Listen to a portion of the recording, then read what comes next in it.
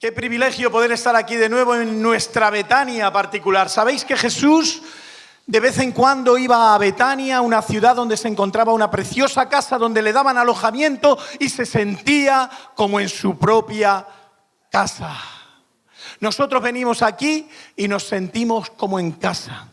En cierta manera, esta iglesia es un refugio para muchas personas que venimos de vez en cuando, nos alimentamos, compartimos, participamos de la comunión con los hermanos, saludamos, nos enriquecemos y nos llevamos un precioso legado a nuestros lugares de origen con la bendición que Dios nos ha dado aquí. Y eso es lo que Jesús experimentaba cuando iba a la casa que había en Betania. Todos, imagino, si alguien no ha podido ser, le podemos ayudar en lo que podamos.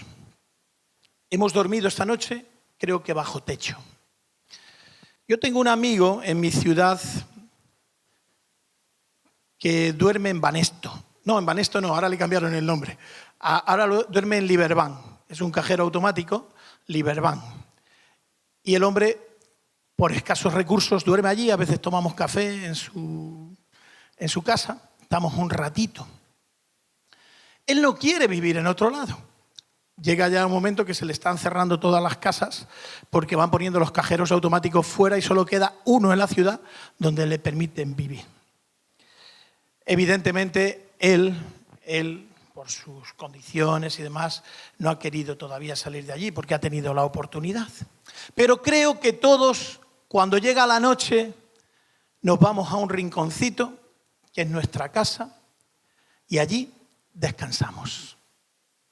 Puede ser una casa más grande, más pequeña, más lujosa, menos lujosa, una casa, una mansión, o puede ser una casa humilde, sencilla, puede ser comprada en propiedad o puede ser de alquiler, pero es tu casa, es mi casa, donde yo duermo, donde yo descanso. Tiene olor, aroma a mi hogar. Es más, yo tuve una casa donde me crié de pequeñito y cuando todavía paso por ese barrio y veo el balcón, aún recuerdo cuando allí vivía. Y si alguna vez he podido entrar, aún recuerdo el pasillo, las habitaciones, todo lo que allí había con añoranza de que fue mi hogar, de que allí descubrí muchas cosas, de que allí experimenté mi niñez, mi adolescencia, mi juventud, hasta que ya, por razones económicas y demás, pudimos cambiar a otra casa y con mis padres me fui a otro lugar. Pero es mi casa, donde yo descanso. Hay un poeta y cantante que canta: la casa de mis sueños cuesta 30 años de mi salario. Algunas entradas extra y excesos en los horarios. No sé muy bien si yo logré cuadrar o encajar con el vecindario, con mis blue jeans gastados y el mismo par de zapatos. La casa de mis sueños tiene un control para la entrada, con vigilantes armados y cerca electrificada. ¿Qué haré cuando no me crean que soy yo el dueño de la casa, con la barba de 3 días y la guitarra colgada? La casa de mis sueños. Y me recuerda un texto de la palabra que dice: en la casa de mi padre muchas moradas hay. Todos en mayor o en menor medida hacemos un esfuerzo por el techo que nos cobija por las noches. Todos en mayor o en menor medida, dependiendo de nuestras posibilidades, hacemos un esfuerzo para pagar la casa en propiedad o el alquiler que nos llega cada mes. ¿Es cierto? Pero ¿cómo sería la casa de tus sueños? En mi ciudad hay una casa alpina, en medio de la Mancha, en medio de tierra seca. Hay una casa que construyeron escasamente en un mes. De la noche a la mañana la montaron de troncos inmensos, como una casa de los Alpes suizos. Los Alpes no han podido traerlos porque morirían, porque aquello es muy seco, pero la casa la plantaron. Esa es la casa de sus sueños. Yo cuando voy a veces por la calle y veo en algunas casas, digo, qué preciosa mansión. He podido disfrutar de amigos que me han invitado a su casa, donde la panorámica que he podido vislumbrar mientras que tomábamos un café a la altura del salón es la piscina con agua cristalina interminable. Es más, mi vecino, que vive en una pequeña unifamiliar, se ha hecho una piscinita de 4x4, un jacuzzi,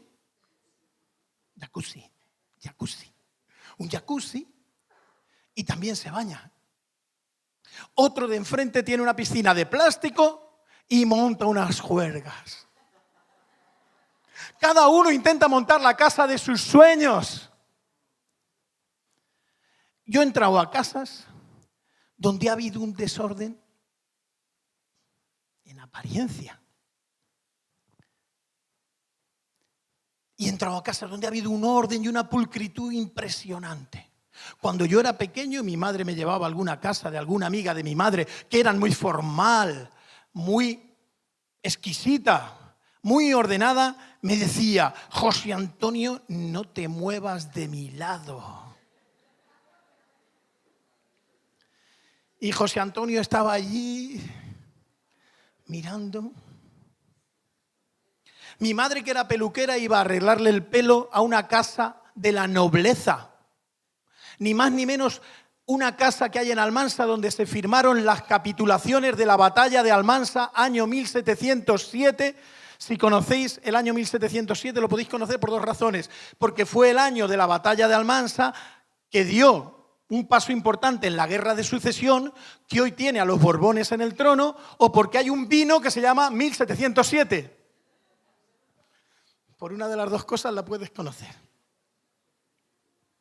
Y me cuenta mi madre que los herederos de esa casa, que todavía está allí y el ayuntamiento no ha podido comprarla ni a los herederos de los herederos de los herederos, una casa en apariencia vieja, pero por dentro seguramente tiene mucho glamour vintage de estos de antes, ¿no? Porque es muy antigua. Y cuando yo apenas recuerdo, me llevaba a mi madre allí, me sentaba allí y me decía: de aquí no te mueves. Sin embargo, iba a casas de otras personas donde aquello era una juerga, que yo recuerdo con tanta añoranza la alegría y la felicidad que yo respiraba cuando iba a esas casas, porque me sentía yo mismo, era feliz, porque era la casa de mis sueños. ¿Cómo es la casa de tus sueños? La Biblia nos habla de casas. Jesús fue y entró en casas. Pero voy a decir algo. Hubo alguien muy importante que no tuvo casa. El más importante de todo. El que creó el universo. El que creó todo lo que podemos ver maravillosamente bueno.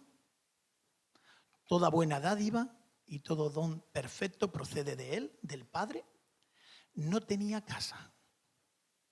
Eligió vivir en tiendas. Bueno, primero le ponían un altar. Noé, los primeros hombres que le siguieron, edificaban un altar de adoración al aire libre. Y ahí establecía Dios, según se revela en el Antiguo Testamento, su morada. Ahí la establecía. Y Él se revela a sí mismo como alguien que no tenía casa. Está en un texto en la palabra que como buen predicador yo lo he perdido, no me acuerdo dónde lo he puesto. Pero os lo voy a decir. El Señor dice algo así como que yo no os dije que me hicierais templo, porque yo he habitado en tiendas. Esa fue la segunda morada del Señor. Después del altar vinieron las tiendas, el tabernáculo. ¿Os acordáis? La Biblia nos enseña que Dios ordenó a Moisés que construyese el tabernáculo con un lugar santo, un lugar santísimo de su presencia, un patio alrededor donde se producía el lavacro y el lavamiento de los sacerdotes, y más adelante estaba el lugar santo y el santísimo, donde solamente el sumo sacerdote una vez al año podía entrar a hacer sacrificios por el pueblo, como hemos visto esta mañana, nos comentaba Marcos, la necesidad de la remisión de los pecados. Y esa era la morada que después estableció el tabernáculo en tiendas. Es más, el original en hebreo nos habla de que el Señor era viajante. ¡Qué palabra! Hoy por viajante conocemos a los que viajan comerciales vendiendo, ¿no? El Señor era viajante. Se desplazaba con las tiendas y no tenía morada. En cierta ocasión el profeta Natán le dijo a David: haz todo lo que está en tu corazón porque Dios está contigo, porque quería hacerle un templo al Señor. Decía, pero que yo, David, esté viviendo en un templo construido de madera de cedro, en un palacio, perdón, no un templo, esté viviendo en una casa artesonada, en una casa valiosísima, y Dios, el creador de los cielos y la tierra, no tenga templo. Y el rey David reflexionaba, era un hombre como adelantado a su época. Él decía, una cosa he deseado y esa es la que voy a buscar. ¿Sabéis lo que deseaba? Vivir en la casa del Señor por largos días para contemplar su hermosura. Eso era lo que anhelaba el rey, el que tenía todo, el que tenía todas las propiedades, el que disponía de todo, el rey absoluto, porque eran reyes absolutos. Una cosa deseaba: vivir en la casa del Señor y estar con Él para contemplar su hermosura, cuando él sabía que eso solo pertenecía a los sacerdotes, al sumo sacerdote. Pero él, como rey, visionaba la posibilidad de estar en la casa del Señor. Amén. Vivir en tu casa todos los días de mi existencia, decía el rey David. ¿Sabéis lo que decía también? Una canción muy famosa. Yo me alegré con los que me decían: a la casa del Señor iremos. Yo me alegré con los... Ese es el Salmo 122. David se alegraba con los que iban a la casa del Señor, porque él soñaba con la casa. Él vivía con la casa de los sueños de Dios. Él quería la casa del Señor y así lo deseaba. La habitación, dice el Salmo 26:8, la habitación de tu casa he amado y el lugar de la morada de tu gloria. Ese era el anhelo, ese era el deseo, ese era el ímpetu que movía la acción que tenía el rey David. La casa del Señor. ¿Cómo yo puedo tener una casa de cedro y mi Dios no? ¿Cómo yo? Y ese fue el deseo. Pasó de vivir o de mover su presencia a Dios en el altar al tabernáculo y a viajar con su pueblo. Sabéis que dentro del tabernáculo se encontraba el arca del pacto, que representa ¿qué? La presencia de Dios dentro de su pueblo. Entonces, si seguimos avanzando, el deseo de David era apasionadamente fuerte por la casa de Jehová, por la casa del Señor, por la casa de Dios. Hay un texto en la palabra que dice que el Señor le dijo a David: no me construirás tu templo para mí. Lo leemos en las Escrituras y pasamos como muy deprisa. El hombre que anhelaba profundamente la casa de Dios.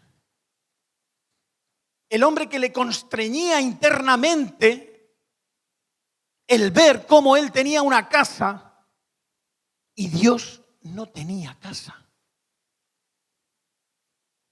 No podía estar así. No podía vivir así. Y se encontró con el terrible flash de que el Señor le dijo: no serás tú quien construya templo a mi presencia, templo para mí. Pero le dio una promesa: será tu hijo. Y le da una serie de bendiciones que vienen en el libro en el segundo libro de Crónicas. Primer libro de Crónicas, y le da toda una serie de instrucciones y de bendiciones. Y llega un momento en que David exclama de forma alegre: gracias, Señor, gracias, Señor. Y aceptó la voluntad de Dios cuando aquello supuso para él posiblemente un encontronazo con la realidad de que los planes de Dios no pasaban porque Él fuera el que le construyera el arca. A veces la voluntad de Dios, mi querido hermano, que siempre es lo mejor para nosotros, siempre es lo mejor para nosotros, igual que un padre, buen padre, quiere lo mejor para sus hijos, no está alineada con lo que entendemos nosotros que es su voluntad. Y cuesta a veces, como seres humanos o personas imperfectas que somos, nos cuesta rendirnos, entregarnos a la voluntad de Dios. Nos cuesta. Sin embargo, así no actuó David, sino que recibió con buen gozo la promesa de Dios de que alguien le haría templo. Más tarde, Salomón construyó el templo y el Señor pasó de un altar a un tabernáculo y a un templo. ¿Me vais siguiendo la secuencia? Y el templo que hicieron tenía unas dimensiones, unas características que vienen reflejadas en la Escritura, en los libros de Crónicas, de Reyes, vienen reflejados cómo era el templo. Por fin el pueblo vio un templo para Dios. Pero pasaron los años, y aquel templo que con tanto anhelo se deseaba, que con tanto ímpetu se deseaba aquel templo, pasó como un segundo plano. Es más, nos encontramos en pasajes como el de Nehemías, que dice que le dolió en gran manera cuando fue a Jerusalén, y dice que encontró que las cámaras del templo estaban mal, los utensilios de la casa de Dios estaban fuera, las ofrendas fuera, todos los muebles de la casa de Tobías, que era una persona desagradable, estaban allí metidos. Las porciones para los levitas no les habían sido dadas. Los cantores que hacían el servicio habían huido. Dice que reprendió a los oficiales y le dijo: ¿por qué la casa de Dios está abandonada? Hemos visto la secuencia hasta el templo y ahora nos encontramos con un templo abandonado. El Señor dijo a través del profeta Ageo, fijaros: ¿no ha llegado aún el tiempo de que la casa del Señor sea reedificada? Dice el profeta: es para vosotros tiempo de habitar en vuestras casas artesonadas, y esta, la casa del Señor, el templo, ¿está desierta? Así ha dicho el Señor de los ejércitos: meditad bien sobre vuestros caminos, sembréis mucho y recogéis poco, coméis y no os saciáis, bebéis y no quedáis satisfechos, os vestís y no os calentáis, y el que trabaja jornal recibe su jornal en saco roto. El templo estaba desierto, el templo no se estaba cuidando. Las personas que anhelaban el templo en generaciones pasadas y que ahora trajeron estas generaciones, tenían sus casas bien amuebladas, bien artesonadas, bien elegantes, mientras que el templo lo tenían abandonado. Luego nos vemos que el Señor, que pasó de los altares a los tabernáculos o al tabernáculo y luego al templo, seguía teniendo un problema con su casa. Permitidme que lo haga así para que lo entendamos con toda reverencia. El Señor no tiene ningún problema, ya me entendéis. Dice que el Señor Jesús entró en el templo. ¿Y qué hizo una vez cuando entró en el templo? Ese pasaje nos gusta a todos los que nos gusta la justicia social. ¿A que sí, Allí estaban comerciando con palomos, con los sacrificios y tal. Y a mí me gusta ver al Señor de vez en cuando. El versículo de que pongas la otra mejilla está bien, pero también cuando coge el látigo, parece que a mí me da fuerza. Porque allí estaban comerciando. Fijaros lo que hacían, que a los pobres que venían extranjeros les vendían para hacer los sacrificios en el templo con unos precios desorbitados. Aprovechaban que venía mucha gente a la fiesta de la Pascua, a las fiestas y decían, ahora que vienen todos los turistas y todos los prosélitos, todos los que han conocido y quieren seguir el judaísmo, ahora que vienen, subimos los precios de todo y aquí el que venga extranjero y haga un sacrificio o compre un palomo o compre algo le va a costar 10 veces más. Y entró el Señor y vio aquello. ¿Y os acordáis de la que lió? El látigo. Y empezó a echar fuera a todos los que vendían, diciéndoles, escrito está, mi casa es casa de oración, mas vosotros la habéis hecho cueva de ladrones. La casa del Señor, el templo, se estaba desvirtuando, se estaba distorsionando la idea de casa. ¿Cuál es la casa de tus sueños? ¿Qué casa quieres tú para ti? ¿Qué casa deseas? Yo recuerdo mi casa de pequeño con el pijama puesto y mi padre que llegaba de trabajar y recuerdo incluso alguna Nochebuena con mi madre, mi padre, mi hermano. ¿No tenéis alguna imagen así en vuestra mente? Pensarla por un momento. A algunos os va a traer a lo mejor alguna lágrima a los ojos, yo lo sé. Pero de vez en cuando es bueno que la lágrima te enjuague. A mí me enjuagan las lágrimas. Yo lloro mucho. Soy muy llorón. Muy llorón. Y lo reconozco. Pero recuerdo cuando mi padre llegaba en la Nochebuena de trabajar. Mi padre tenía un estanco. Yo sabía el precio de todas las cajetillas de tabaco. Cuando salió la cajetilla de tabaco Fortuna, valía lo que ahora equivale pues a 15 céntimos aproximadamente. Fíjate, me sabía todas. Por eso el Señor dijo, no fumarás jamás. Menos mal que no fui hijo de un pastelero, porque si me llega a decir no comerás un pastel jamás. Y cuando venía mi padre del trabajo cansado con una boina que se quitaba solo cuando iba a ir a ver al director del banco, se quitaba la boina cuando llegaba a entrar al director del banco. Hoy en día para ir al director del banco lo que hay que hacer es todo lo contrario. Y venía del trabajo y era Nochebuena. Y recuerdo una mesita camilla con las sayas, que tenía algún que otro quemazón en las sayas, porque el abuelo, mi abuelo, que era más mayor, alguna vez pues se le caía alguna ceniza o alguna chispa así del puro que fumaba caliqueño retorcido. Y entonces yo recuerdo aquel ambiente y aquel entorno como la casa de mis sueños. Qué bonito era aquel. Esperar a tu padre o a tu madre, o el ambiente de los primos, cuando iban a ver a mi padre por algo y empezábamos a poner sillas y sillas, y yo no sé si aquí pasaba lo mismo, pero faltaban sillas y íbamos a la vecina que se llamaba Belén. ¿Me dejas una silla? Íbamos a la vecina de arriba, que también se llamaba Belén. Belén, ¿me dejas una silla? Que en Almansa hay muchas Belénes. Y ahí estábamos. ¿Aquí hay froilanes o no? Hay menos froilanes.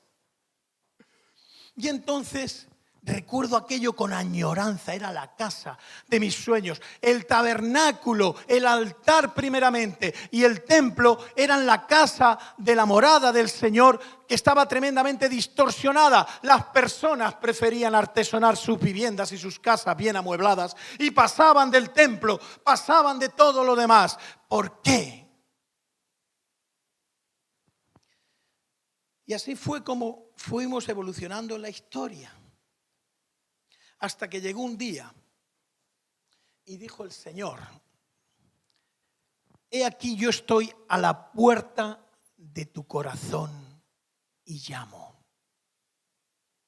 si alguno oye mi voz y abre la puerta, mira lo que hago, abre la puerta, ¿qué dice la Biblia?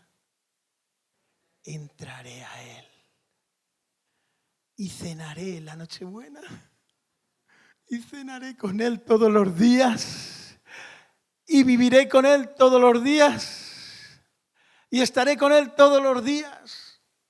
Cuando llueve, cuando hace sol, cuando las cosas van mal, cuando las cosas van bien, estaré con él. Y llegó un día en que dijo el Señor, a los que le recibieron, no a todo el mundo, a los que le recibieron, a los que creen en su nombre, les dio el derecho, los papeles, el derecho de ser llamado hijo de Dios. Y dijo Pablo, ¿no sabéis que vosotros sois templo de Dios? ¿Quién? Vosotros. ¿Ha visto qué templo más bonito? Me da lo mismo. Sano, enfermo, con tensión, colesterol, con azúcar, sin azúcar. ¿Qué templo más bonito? Y cuando paso delante de la catedral, me encantan las catedrales, la catedral gótica o no sé cómo es la de San Froilán, la de aquí, tiene gótico, románico, la que construyeron en tantos años, más bien románico, porque aquí hay mucho románico, ¿no? Y cuando paso por delante de la catedral digo, qué preciosa la catedral. Habrá alguna reliquia de San Froilán, pero Dios vive aquí. Aquí. Por eso tienes que tener un respeto tremendo por tu hermano de al lado. Por tu hermana de al lado. Por eso tus ojos tienen que mirar como miraba el Señor. Porque ya no hablamos de un altar, ya no hablamos de un tabernáculo, ya no hablamos de un templo. Ahora hablamos de tu corazón. Ahora hablamos de tu vida. Ahora hablamos de ti. Ahora estamos viviendo el hecho de que tú puedes ser la casa de los sueños de Dios. Quédatelo en la cabeza para cuando oigas esa canción. Él pagó un alto precio por su morada. No una hipoteca. No hubo nadie que tuviera que dar la cara. Él pagó un alto precio por su morada. Y estableció su morada en ti. El apóstol Pablo le dijo a Timoteo, que era joven, te escribo esto para que si tarde un tiempo sepas cómo conducirte en la casa de Dios, que es la iglesia. Pero no las cuatro paredes. No las cuatro paredes. Pablo y Silas estaban presos en Filipos e hicieron de aquella mazmorra lúgubre, fría, maloliente, húmeda, hicieron de aquella mazmorra una preciosa iglesia donde la alabanza fue tan potente que cayeron los grilletes, se abrieron las puertas y la gente fue liberada. Amén. Eso es la casa del Señor. Dos personas iban caminando de Jerusalén a Emaús. Y sucedió que cuando iban caminando y hablando los dos, iban hablando de lo que había ocurrido días atrás en Jerusalén. Iban diciendo, ¿cómo es posible? Aquel hombre que hizo tanto bien, que fue tan bueno, yo estaba ilusionado por él. Yo cuando le vi sanar a aquel enfermo, me impactó tremendamente. O cuando vi aquel tremendo milagro que hizo con aquella chica que estaba muerta. Y cuando caminó sobre las aguas, que a mí me han contado que caminó sobre las aguas. ¡Buah! Eso no es nada. Si no sacaban nada de de peces en la pesca y echó las redes al otro lado y tuvieron que llamar todas las barcas que había allí en la playa, en el puerto, y yo qué sé, no podían cargar de tanta pesca. Iban hablando de las cosas que habían sucedido, ya que el ciego que vio que estaba clamando, Jesús, hijo de David, Jesús, hijo de David, ten misericordia de mí, ¿y cómo lo sanó? ¿Pero ahora qué? Lo han matado, sí. Lo han clavado en una cruz, como a los malditos. Allí está uno más de los que tienen allí. Lo clavaron en la cruz. Y encima, su cuerpo se lo llevaron para enterrarlo y le han puesto hasta unos vigilantes porque dicen que estaba loco. Pero cómo miraba, cómo sanaba, cómo hablaba, cómo transmitía a la gente, qué tenía aquel hombre, quién era aquel hombre, era el Hijo de Dios, decían que era el Mesías. ¿Qué pasó? Ahora está muerto. Esa era la realidad y esa es la realidad de muchas vidas hoy. Ven a Cristo como una religión, ven a Cristo como un producto de la historia, ven a Cristo y dice que creen en Él porque existió, como vivió, como algo más. Pero no lo han experimentado, no han llegado a dejarle que su corazón sea su casa. Y conforme iban caminando, dicen que se acercó otro hombre, os adelanto la historia, era Jesús. Era Jesús, pero que dice la Escritura que los ojos de ellos no lo veían. ¿A qué no? Y eso pasa. A mí, antes de creer en Jesús, veía cosas, pero ahora vengo aquí y digo, veo a Jesús. No lo veo físicamente, pero veo que donde hay dos más, ahí Él está. Y está aquí estará Jesús. Amén. Su espíritu, Jesús.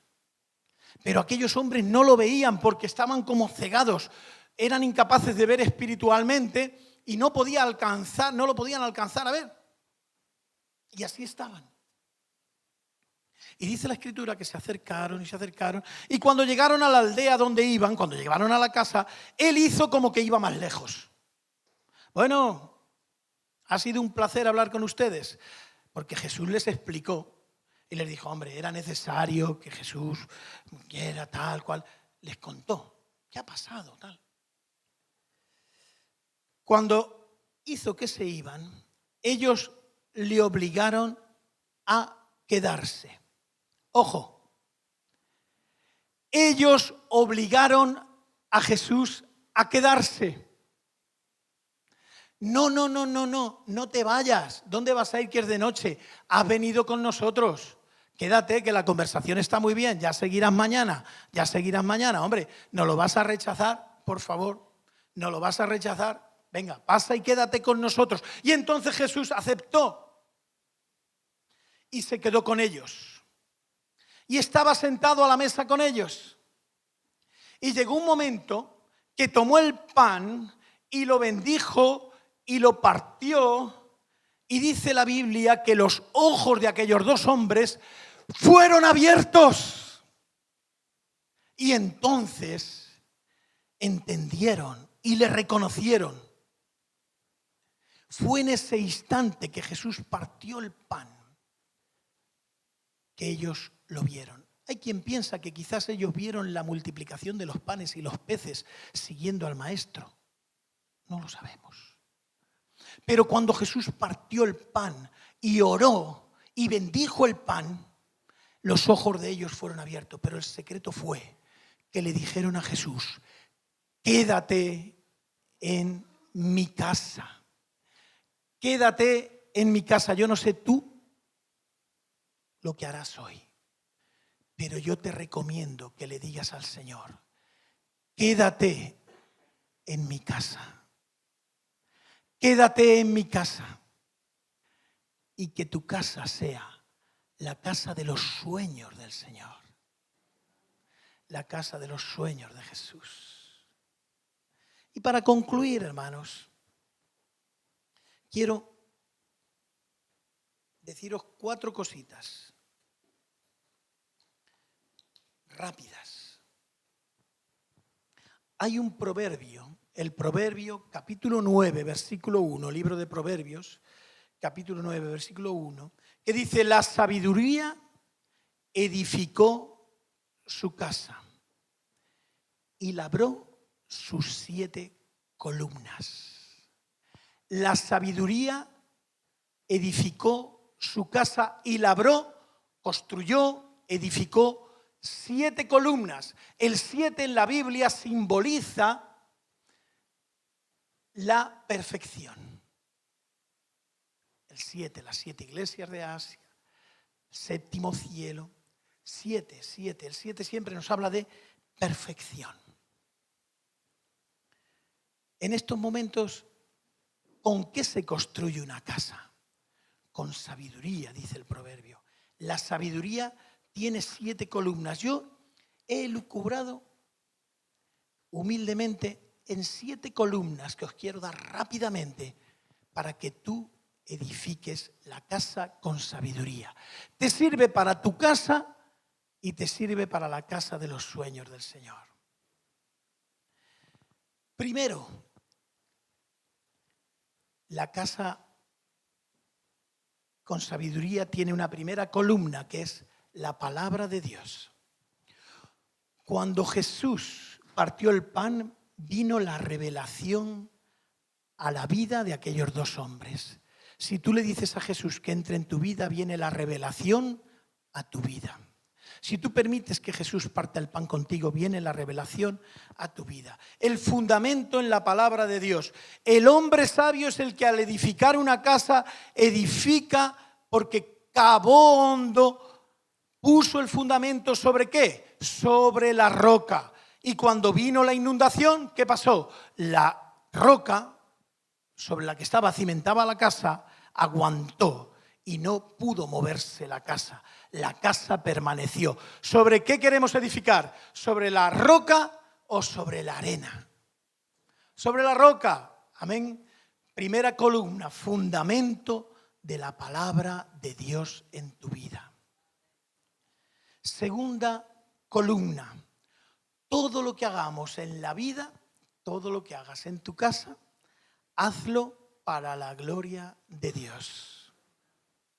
Primera de Corintios 10:31. ¿Qué te motiva a hacer algo? ¿Qué te impulsa a hacer algo? Hazlo para la gloria de Dios. Actúa para la gloria de Dios. Obra para la gloria de Dios. Siempre pensando en que lo que haces en tu casa, en tu familia, en tu vida, sea para la gloria de Dios. Tercera columna. Mateo 26:18. La Pascua, dijo el Señor, está cerca. Ir y decirle a cierto hombre que el Señor va a tener la Pascua en su casa. La Pascua nos habla de comunión. Ten comunión con el Señor. Contémplale. Mírale. Anhela la comunión con Él. Como se desean los enamorados, como se desean los novios, como se desean los casados ya después de 25 años. También, amén. El anhelo que no tiene nunca que morir. El primer amor que piensa continuamente en la persona amada y no se la puede quitar de la cabeza. No son mariposas. Eso no son mariposas. Yo no creo en las mariposas. Creo en el amor comprometido. Amén. Creo en el amor de cambiar pañales. Creo en el amor genuino. El amor que permanece. El amor cuando hace sol, cuando hace frío, cuando hay dinero, cuando no hay dinero, cuando hay casa grande, cuando hay casa pequeña, cuando no tengo y cuando sí tengo. Eso sí que es amor. Y ese es el amor de la palabra. ¿Sabéis que en el griego hay 3 tipos de amor? El amor ágapos, el amor filiae y el amor eros. El amor eros, bien, está ahí, pasajero. El amor filiae, el amor de la familia. Pero el amor ágape, el amor por encima de todo. El amor genuino. Ten comunión con Él. Esa columna no puede fallar. admírale. Yo cuando veo una nube, ¿sabéis qué dice la Escritura? Que el Señor vendrá en las nubes, ¿no? La segunda venida está en la Biblia profetizado. Digo, Señor, a lo mejor es aquella. Y me pongo a ver la nube. Y dice la Biblia, los que anhelan su venida. Digo, Señor, anhelo tu venida. ¿Será aquella? Y si es de noche y no se ven muchas nubes. Aquí, como está casi siempre con nubes, estaría todos los días, ¿será esta? En Almansa, en Albacete, a veces está azul desde las 7 de la mañana por ahí hasta que se va el sol. Azul. Ni una. Aquí tendría que estar, ahí está. Y alguna vez digo, oh, qué preciosa nube. Si yo fuera, Señor, yo esa. Impactante. Porque me emociona pensar en Jesús. Me emociona tener comunión con Él. ¿De qué le sirve un templo enorme, grande, maravilloso, con columnas? Pero no estaba arreglado, no estaba ocupado. Los muebles de un tal Tobías estaban allí dentro. Era como un desván en la casa del Señor. Era como un desván abandonado. No servía para nada. Ahora, que su templo en mi vida sea un templo precioso donde hay comunión con Él. Cuarta columna. Vive en santidad. Basta ya el tiempo pasado con haber hecho las cosas de la carne, las cosas viejas. Basta ya el tiempo pasado. Con lo bien que se ve, que se vive con una mirada clara. Con lo bien que se vive con santidad. Es una palabra que suena al siglo, iba a decir 16, pero más para atrás todavía. La palabra santidad suena así como muy antiguamente. Suena al Papa, su santidad. No, la Biblia dice que todos los hijos de Dios son salvos, son santos. A todos los santos que se reúnen en la iglesia de Éfeso, a los santos que se reúnen en la iglesia de Filipos, a los santos que se reúnen en la iglesia de Lugo. Los santos no son los que están allí puestos, son imágenes que han hecho, pero los santos somos las personas. Vivir en santidad. Que cuando el Señor se acerca a nosotros, sabe que hemos puesto a Él por encima de todo, que cuando le hemos dicho te acepto, nos hemos entregado a Él, nos hemos rendido a Él, no hemos cambiado un día por un hábito distinto hoy. Tú te imaginas una casa sucia, desordenada a veces, pero sucia. No nos gusta a nadie una casa sucia. Vive en santidad para que tu casa, para que la casa que supone tu vida sea una casa limpia. Quinta columna.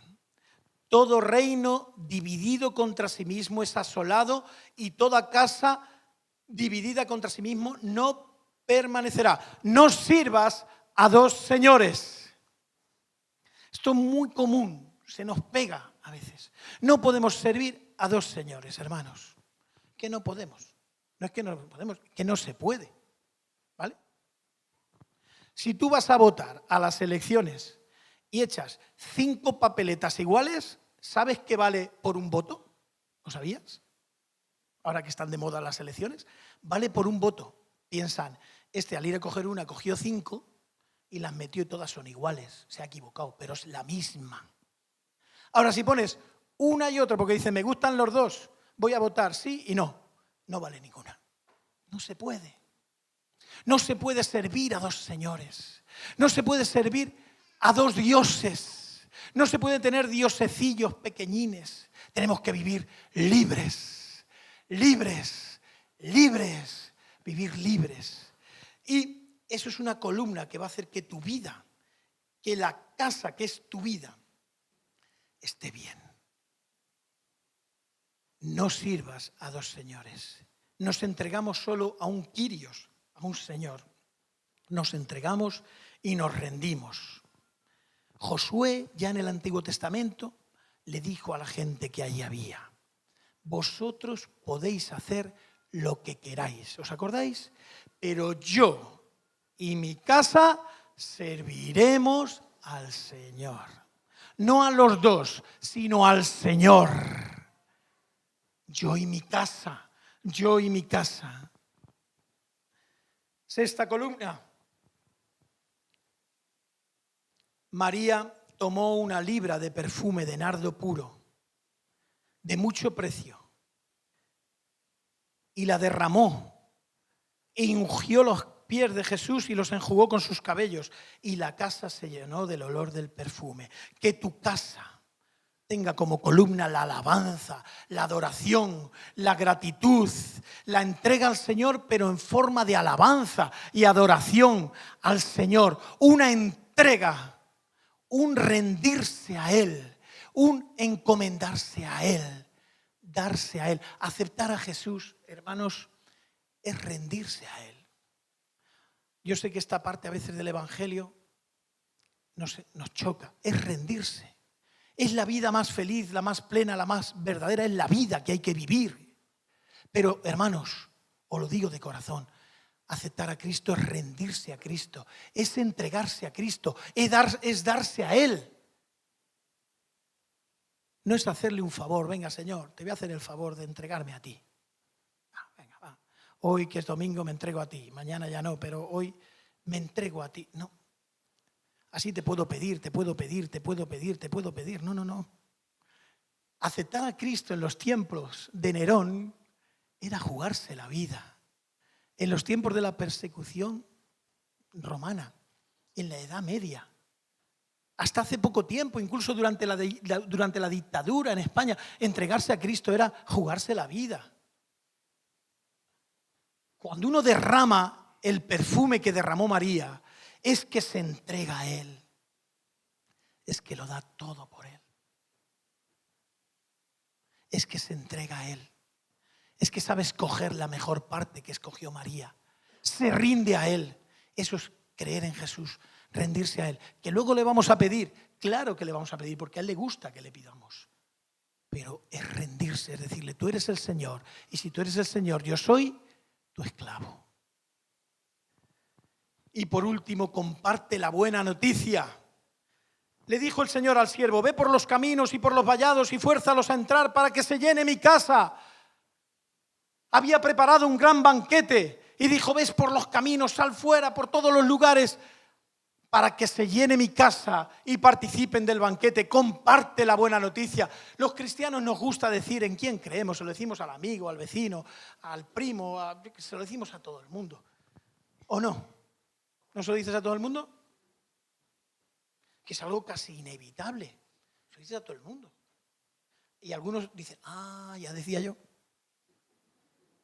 Ya decía yo.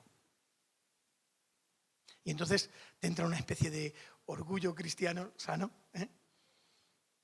Qué bien, ya decía yo, lo ha notado. Ya decía yo que era un poco distinto. Porque es que ama a su enemigo. Es que perdona. Es que me está diciendo que cambie de vida. Es que me está diciendo que me entregue a Él. Es que me está diciendo que vaya a su grupo pequeño. Comunica el Evangelio. Ten celo. El celo por tu casa me consume. Amén. El celo por tu casa me consume. Una casa con estas 7 columnas que tiene visión para compartir y para compartir con los demás. Amén. Una casa, mi querido hermano, una casa puede ser un rincón. Una casa puede ser una tienda de campaña. Una casa puede ser un pequeño techo. Una casa puede ser una habitación que te han dejado para vivir un tiempo. Una casa puede ser una gran mansión, si tienes posibilidades. Yo no estoy reñido con eso. Si yo algún día puedo tenerla, qué bien. Una casa es un lugar donde tú te encuentras bien, donde notas calor de hogar, donde notas vida, donde te sientes tú, donde hueles a ti, donde hueles a la vida de tu casa. Una casa es morar. Una casa no es edificar por edificar y que tenga 20 y muchos cuartos de aseo o un 21 cuarto de aseo. como sabéis, soy payaso. No es mentira, soy payaso. Soy payaso de hospital. Y hoy aquí hay un socio mío, payaso de hospital, Agustín, que está por ahí, y José Antonio, Geles, que hemos ido a los hospitales. Chelo, que también se ha puesto una nariz de payaso. Hermanos, yo he visto en el hospital auténticos hogares. Cuando ves a un padre que de repente se ha parado el mundo y da todo lo que tiene porque su hijo se ría un poco. Y allá quedó atrás el trabajo, el negocio, el ritmo de vida. Allí quedó atrás. Y lo que realmente vale ahora es lo que es importante. Y me he encontrado en una habitación al niño con el gotero o sin pelo, al padre a su lado, a su madre, y he dicho, a lo mejor ahora han creado el hogar que no tenían. A lo mejor han hecho hoy de esta habitación su casa.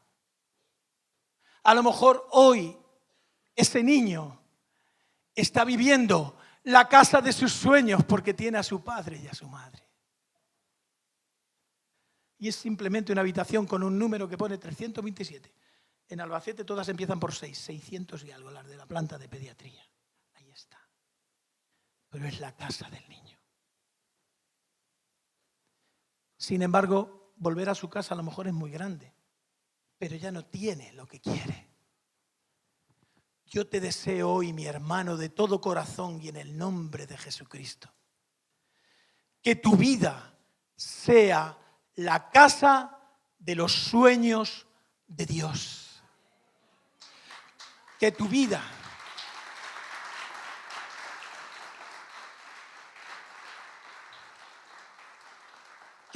mi hermano, sea la casa donde Jesús quiere vivir. Ay, Señor, pero es que yo, ¿sabes esto? No sabe eso el Señor. El Señor lo sabe todo. Es una cosa que a mí me consuela cuando empiezo a orar. Empiezo a orar y al final digo, Señor, si tú lo sabes todo, ¿qué descanso me dejas? Tú lo sabes todo. Y un día, y lo digo con toda reverencia, me encontraba en un apuro.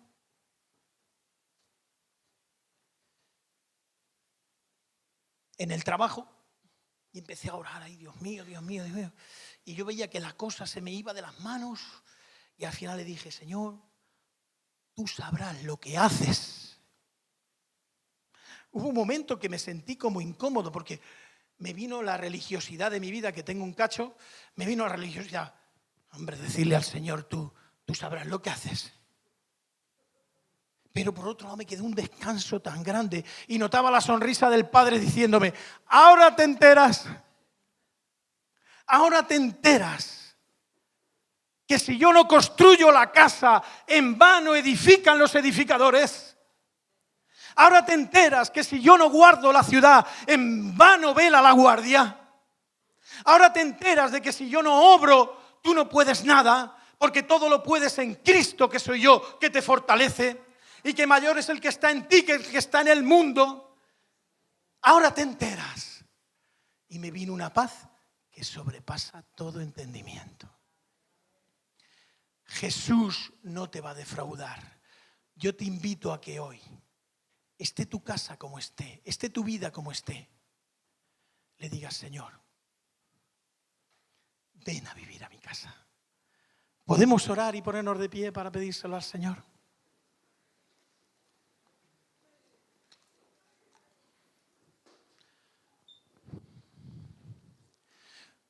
Si el Señor quiere y desea vivir en tu casa, solo tienes que abrir la puerta de tu corazón.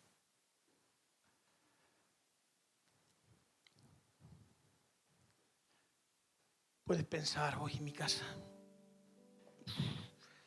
yo no sé si el Señor va a querer antes una catedral. Te digo yo ya que no. Una ermita, una casita de esas del campo